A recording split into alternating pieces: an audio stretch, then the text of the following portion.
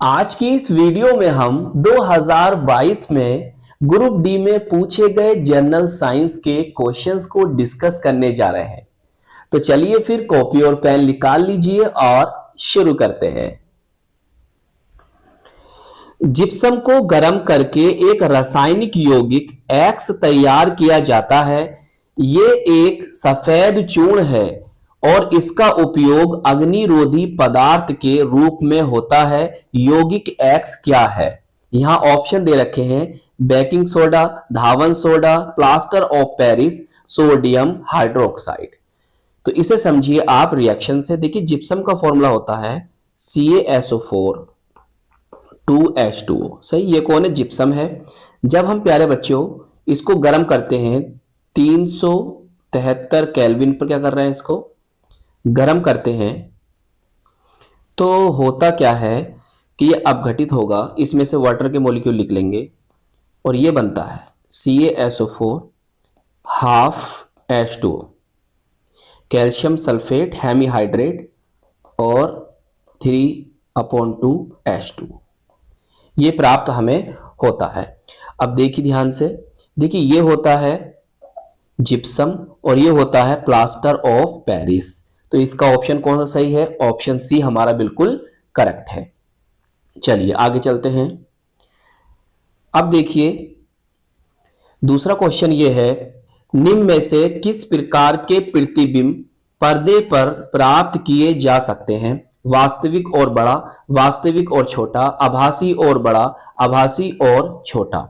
तो प्यारे बच्चों हमेशा याद रखना, प्रतिबिंब पर्दे पर प्राप्त किए जा सकते हैं केवल कौन से वाले? वास्तविक वाले। तो हमारा ए और बी बिल्कुल ठीक है। तो ये ऑप्शन हमारा जो सी है बिल्कुल करेक्ट है, ए और बी। वास्तविक में जो प्रतिबिंब बनते हैं वो उल्टे बनते हैं और आभासी में प्रतिबिंब कैसे बनते हैं? सीधे बनते हैं। कुछ कंडीशन है अलग। देखिए थर्ड क्वेश्चन ये है कि निम्नलिखित में से किस यौगिक का उपयोग श्वेत Shyam black and white photography में किया जाता है? Silver oxide, silver bromide, silver chloride और डी ऑप्शन है सिल्वर क्लोराइड और सिल्वर ब्रोमाइड। तो प्यारे बच्चों याद रखना ये ऑप्शन डी सही है। सिल्वर क्लोराइड AgCl होता है और सिल्वर ब्रोमाइड AgBr होता है। प्रकाश की उपस्थिति में ये अपघटित भी हो जाते हैं, ये भी याद रखना। सही, तो ऑप्शन डी हमारा बिल्कुल इसका करेक्ट है। तो देखिए अब हमारा फोर्थ क्वेश्चन ये है कि एक धारावाही परिनालिका के लिए इनमें से कौन से कथन सही हैं? तो पहला तो यह है, इसका उपयोग मृदु मतलब नर्म लोहे के टुकड़े को चुंबकित करने के लिए किया जा सकता है।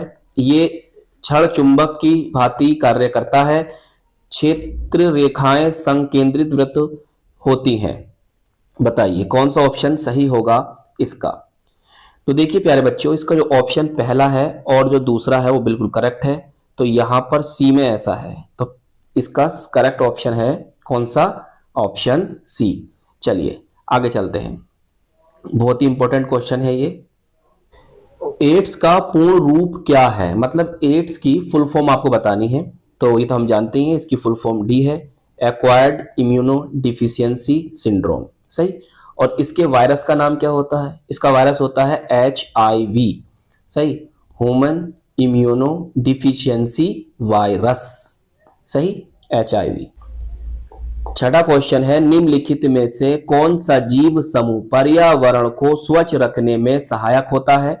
यहाँ पर चार ऑप्शन दे रखे हैं, शैवाल और लाइकेन, प्रोटोजोआ और लाइकेन, शैवाल और प्रोटोजोआ, जीवाणु और कवक। तो इसका करेक्ट आंसर है जीवाणु और कवक। सही है, कवक बोले तो फंजाई। अच्छा, कवक में और शैवाल में क्या अंतर होता है ये आप मुझे बताएंगे कमेंट्स में। और ये याद रखिए कि जो लाइकेन होती है ना, लाइकेन वो शैवाल और कवक से मिलकर बनी होती है। और इन दोनों में क्या अंतर होता है आप मुझे कमेंट्स में बताएंगे। चलिए सातवां क्वेश्चन है, गोलीय दर्पण के मुख्य अक्ष के बारे में इनमें से कौन से कथन सत्य हैं? पहला है ये दर्पण पर अभिलंब होता है। दूसरा है आपतन बिंदु हमेशा मुख्य अक्ष पर स्थित होता है। तीसरा है मुख्य फोकस हमेशा मुख्य अक्ष पर स्थित होता है। तो आप पहले खुद से ट्राई करें। देखिए हमेशा याद रखना कि गोलीय दर्पण के ध्रुव गोलीय दर्पण के ध्रुव एवं वक्रता केंद्र को, ध्रुव एवं वक्रता केंद्र को मिलाने वाली सीधी रेखा को हम क्या कहते हैं, मुख्य अक्ष कहते हैं, प्रिंसिपल एक्सिस बोलते हैं। और यह भी याद रखिए मुख्य अक्ष दर्पण के ध्रुव पर अभिलंब होता है।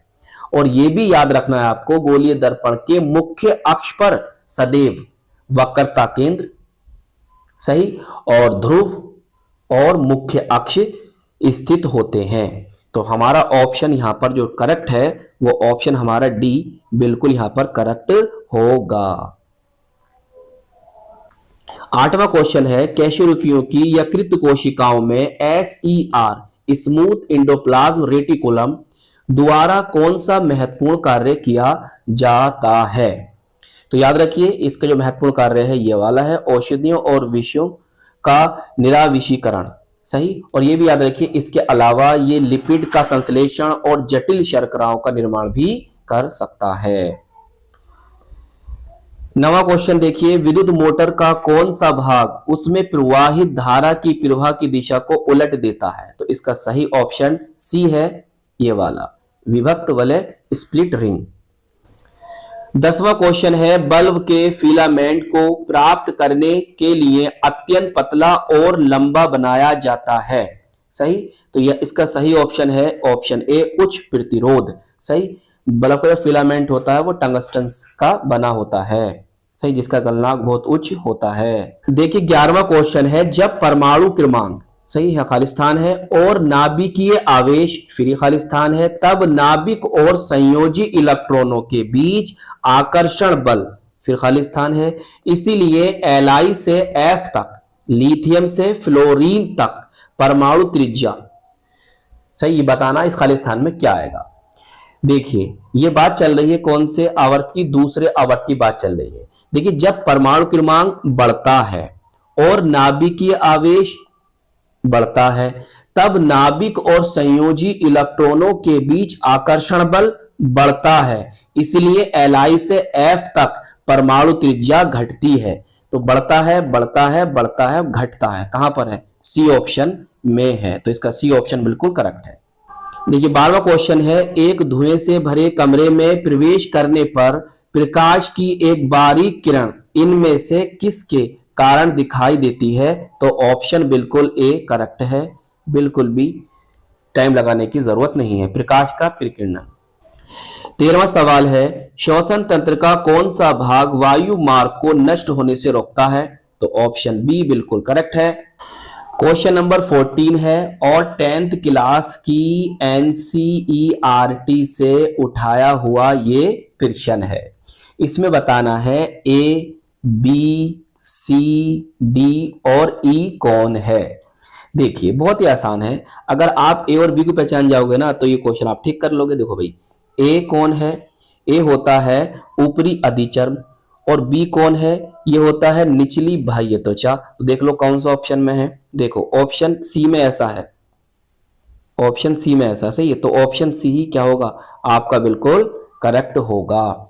और देख लो जो ए तो ये हो गया, बी ये हो गया, जो सी है ये रक्षक कोशिकाएं हैं और डी जो है वायु अवकाश है, ये वायु अवकाश है और ई क्या है, हरित लवक है। देखिए ये भी 10th क्लास के NCERT से ही है। श्वसन की इनमें से किस अभिक्रिया में ऑक्सीजन की आवश्यकता होती है। तो ऑप्शन ए बिल्कुल करेक्ट है, पाइरूवेट के CO2 बोले तो कार्बन डाइऑक्साइड, H2O जल और ऊर्जा में रूपांतरण के लिए। क्वेश्चन नंबर 16 है निम्नलिखित में से कौन सा संबंध ओम के नियम, ओम्स लॉ के सही गणितीय रूप का निरूपण करता है, उसको व्यक्त करता है, प्रदर्शित करता है। टू I बराबर R होता है, सही। तो V को अगर यहां रोकते हैं तो IR बन जाता है। तो कौन सा ऑप्शन सही है, वह प्रक्रिया जिसके द्वारा जल रिसकर भूमि में प्रवेश करता है कहलाती है। तो वो प्रक्रिया कहलाती है आपकी ऑप्शन बी में, सही। और इसे इंग्लिश में कहते हैं इनफिल्ट्रेशन। क्वेश्चन नंबर 18 है निम्नलिखित में से कौन से कथन सही हैं। देखिए पहला ऑप्शन है टिन लेड मिश्र धातु का उपयोग फ्यूज तार बनाने के लिए किया जाता है, बिल्कुल सही है। फ्यूज को विद्युत में तार से जोड़ा जाता है, बिल्कुल सही है। फ्यूज बनाने हेतु चयनित पदार्थ का गलनांक कुछ होना चाहिए, नहीं, निम्न होना चाहिए, गलत है। तो पहला और दूसरा कहां है? ऑप्शन सी में हमारे ये हैं। क्वेश्चन नंबर 19 है, क्लोर एल्कली प्रक्रिया में 3 उत्पाद और उत्पन्न होते हैं, मतलब कौन से 3 उत्पाद यहां पर बनते हैं ये आपको बताना है। देखिए ऑप्शन बी सही है, हाइड्रोजन, क्लोरीन और सोडियम हाइड्रोक्साइड। तो ऑप्शन बी बिल्कुल करेक्ट है। देखिए 20वां क्वेश्चन है, दो क्रमागत समजातीय श्रेणी के सदस्यों के बीच आणविक द्रव्यमान में अंतर कितना होगा, ये आपको बताना है। देखिए सजातीय श्रेणी समझते हैं आप, चलिए हम बात कर लेते हैं एल्केन की। एल्केन का सामान्य सूत्र होता है बच्चों, यहां लिख देते हैं CnH2n+2, सही है। ये संतृप्त हाइड्रोकार्बन है, सैचुरेटेड हाइड्रोकार्बन है, कार्बन कार्बन के मध्य, कार्बन कार्बन के बिटवीन सिंगल बॉन्ड होता है। अब तुम n बराबर 1 रखो यहां पर तो बनेगा CH4, सही, और n बराबर 2 रखोगे तो बनेगा C2H6, सही है। बस 2 ही रहने दो, इससे समझ जाओ। देखिए अगर हम इन दोनों के बीच देखें तो हमें पता चलता है कि यहां पर देखो एक कार्बन है और यहां पर है, यहां पर जो है ऊपर वाले में CH4 में एक कार्बन है और C2H6 में 2 कार्बन है। तो यहां पर देखिए एक कार्बन और हाइड्रोजन देखो ऊपर 4 है और नीचे हाइड्रोजन कितने हैं? 6 हैं। तो अगर हम देखते हैं तो यहां पर हमें पता चलता है कि इन दोनों के बीच में CH2 का अंतर है, सही। और जैसे जैसे नीचे जाओगे ना तो सब में आपको CH2 का अंतर ही मिलेगा। तो बस यहां से इसका आणविक द्रव्यमान आप निकाल लीजिए, आपको पता चल जाएगा। इसका कार्बन कितना होता है बताइए? कार्बन का होता है 12 परमाणु भार या परमाणु द्रव्यमान, और हाइड्रोजन का होता है 1, कितना होता है? 1 होता है हाइड्रोजन का, गुणा कर दोगे 2 से, कितना आ जाएगा? 2 आ जाएगा। तो 2 कर दो तो कितना के बराबर होकर? बराबर आ गया आपका 14। तो बताइए कौन सा ऑप्शन ठीक है? तो ऑप्शन बी हमारा बिल्कुल ठीक होगा। 21 आया, निम्नलिखित अपघटन अभिक्रिया में PQRS की पहचान कीजिए। मतलब आपको रिएक्शन बैलेंस करनी है, ये रिएक्शन दे रखी है। देखिए अगर मैं यहां पर 2 लगा दूं तो देखो रिएक्शन बैलेंस हो जाएगी। देखो Fe कितने 2 हो गए, तो यहां भी Fe 2 है, सही। सल्फर कितने 2 हैं, देखो एक सल्फर ये है और एक सल्फर ये है, यहां भी क्या 2 है, सही। अभिकारक और उत्पाद, ये अभिकारक होते हैं और ये क्या उत्पाद है। तो अभिकारक उत्पाद में आपको परमाणु को बैलेंस करना है। तो सल्फर यहाँ 1 2 थे इससे, तो यहां भी देखो सल्फर 2 है। ऑक्सीजन देखो 4 दूनी 8, ये 4 है, ये 4 है, तो 4 दूनी 8, तो यहाँ पर 8 ऑक्सीजन है। देखो 3 ऑक्सीजन ये हैंगे, 2 ये हैं, तो 3 और 2 कितने हो गए? 3 तो 5 हो गए, और देखो 3 ये हैं, तो 5 3 कितने? 8 हो गए। तो इसका मतलब ये है कि यहां पर तो आएगा 2 और बाकी सब क्या है? 1 1 है। यहां पर यहां भी 1 आएगा और यहां भी 1 आएगा। देखो कौन सा ऑप्शन ठीक है? तो हमारा ऑप्शन ए जो है यही बिल्कुल ठीक होगा। 22वां क्वेश्चन है, निम्नलिखित असंतुलित समीकरण द्वारा निर्दिष्ट किए गए अनुसार प्रकाश संश्लेषण की प्रक्रिया में क्रमशः कितने जल और कार्बन डाइऑक्साइड, बोले तो CO2 अणु भाग लेते हैं, ये आपको बताना है। देखिए ये रिएक्शन आपको दे रखी है। हम बैलेंस करने की कोशिश करें तो बेटे यहां पर याद रखो, यहां पर 12 आना है, यहां पर 6 आना है, और यहां पर 6 आना है, और यहां पर 6 आना है। बस अब काम हो गया आसान। देखो कार्बन डाइऑक्साइड कितने हैं? 6 हैं, सही। क्या पूछा है हमने? जल और कार्बन डाइऑक्साइड के अणु भाग लेते हैं, ये पूछा है। तो यहाँ पर कितने कार्बन डाइऑक्साइड? जल है। देखो 12 ये हैं और 6 ये हैं, तो 12 में 6 के कितने बचे? 6 बचे। तो कुल मिलाकर 6 कार्बन डाइऑक्साइड और 6 ही क्या? वाटर के मॉलिक्यूल। 6 कहाँ है? ऑप्शन सी में है। यदि एक आपतित प्रकाश किरण किसी अवतल दर्पण के वक्रता केंद्र से गुजरती है तो आपतित किरण और परावर्तित किरण के बीच बनने वाला कोण के बराबर होगा। 4 ऑप्शन है, 0 डिग्री है, 150 डिग्री है, 90 डिग्री है और 180 डिग्री है। हम जानते हैं कि अगर प्रकाश किरण जो होती है वो वक्रता केंद्र से गुजरती है तो परावर्तन के बाद भी वो वक्रता केंद्र पर ही क्या जाएगी? वापस होकर गुजर जाएगी। तो याद रखना वक्रता केंद्र से गुजरी है तो वापस भी वक्रता केंद्र से ही होगी। तो यहां पर जो ऑप्शन है वो ऑप्शन ए बिल्कुल ठीक है, 0 डिग्री इसका आंसर है। तो क्वेश्चन नंबर 24 है, ये इस सीरीज का फर्स्ट पार्ट का लास्ट क्वेश्चन है। इसमें हमें सूची 1 ये दे रखी है और सूची 2 ये दे रखी है और इन आपस में करना है इनका मिलान। देखिए कॉपर टी का जो सही है वो ये है, निषेचन रुक जाएगा। अब देखिए पहले का क्या है, फोर्थ है, इसी से आपको पता चल जाएगा इसका आंसर क्या है। देखो ये भी नहीं, ये भी नहीं, ये भी नहीं, और ऑप्शन डी बिल्कुल करेक्ट होगा। तो आज की इस वीडियो में हमने ग्रुप डी 2022 में पूछे गए क्वेश्चन को डिस्कस किया था और ये हमारी इस वीडियो का फर्स्ट पार्ट था।